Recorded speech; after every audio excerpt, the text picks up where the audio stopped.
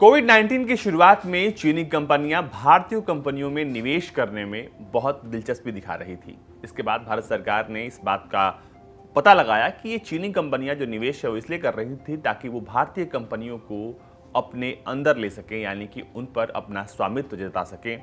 इसको लेकर बड़ी निवेश जो है उस वक्त चीनी कंपनियां कर रही थी। तब भारत सरकार ने एक नया नियम लेकर आई थी और उसके तहत जो सीधा चीनी निवेश था भारतीय कंपनियों में उसे रोक दिया गया। लेकिन आज जो खबर बताने वाले हैं हम आपको वो ये है कि भारत की कंपनियां भी अब चीनी कंपनियों को टेक ओवर खरीद रही हैं। टेक ओवर का अर्थ यहाँ ये है कि भारतीय कंपनियां अब चीनी कंपनियों को खरीद रही हैं। जी हाँ, मुकेश अंबानी की कंपनी रिलायंस इंडस्ट्रीज अब चीन के ब्लू स्टार ग्रुप की एक कंपनी आरसी को खरीदने वाली है और इसको लेकर रिलायंस इंडस्ट्रीज ने ऐलान कर दिया है। रिलायंस की पूर्ण स्वामित्व वाली सहायक company Reliance new energy solar limited ने China national blue star group से आरसी ग्रुप की 100% हिस्सेदारी खरीदने की घोषणा की है। सौदा 77.1 करोड़ अमेरिकी डॉलर यानी करीब 5,792.64 करोड़ रुपए में एंटरप्राइज मूल्य पर तय हुआ है। नॉर्वे में हेडक्वार्टर रखने वाली आरसी सोलर होल्डिंग्स के पास 446 यूटिलिटी और डिजाइन पेटेंट है। इसके पास सिंगापुर में ऑपरेशनल बेस और अमेरिका, यूरोप, ऑस्ट्रेलिया और एशिया पैसिफिक में रीजनल हब है। आरआईएल के चेयरमैन मुकेश अंबानी ने जून में अगले 3 सालों के दौरान क्लीन एनर्जी में 7500 करोड़ रुपए का निवेश करने की जानकारी दी थी। आपको बता दें कि रिलायंस कंपनी आरईसी की बेहतरीन तकनीकों का इस्तेमाल जामनगर में बनने वाले Dhirubhai Ambani green energy giga complex में करेगी, जिसकी क्षमता 4 गीगावाट प्रति वर्ष से शुरू होकर 10 गीगावाट प्रति वर्ष तक बढ़ने की योजना है।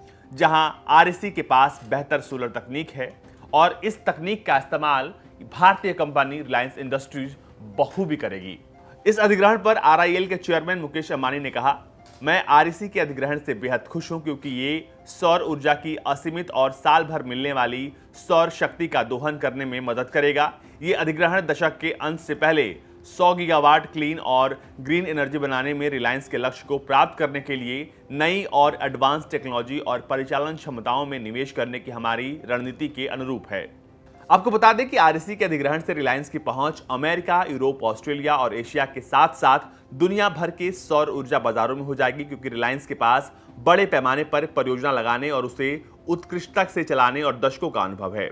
आरईसी विश्व स्तर पर एक विश्वसनीय ब्रांड है जो इनोवेशन के लिए जानी जाती है। दुनिया भर में आरईसी में 1300 से अधिक कर्मचारी काम करते हैं, लेकिन अब ये कर्मचारी इस कंपनी के बिक जाने के बाद रिलायंस इंडस्ट्रीज की ग्रीन एनर्जी वाली ब्रांच के लिए काम करेंगे और फिर सौर ऊर्जा की दुनिया में या कह ले कि क्लीन एनर्जी की दुनिया में रिलायंस एक बहुत बड़ी कह सकते हैं कि रिवॉल्यूशन लाने वाला है। आपको बता दें कि केंद्र सरकार की महत्वाकांक्षी 4500 करोड़ की प्रोडक्शन लिंक्ड इनिशिएटिव स्कीम के तहत सोलर मैन्युफैक्चरिंग यूनिट्स लगाने के लिए बिड देने वाली 19 कंपनियों में रिलायंस भी शामिल है।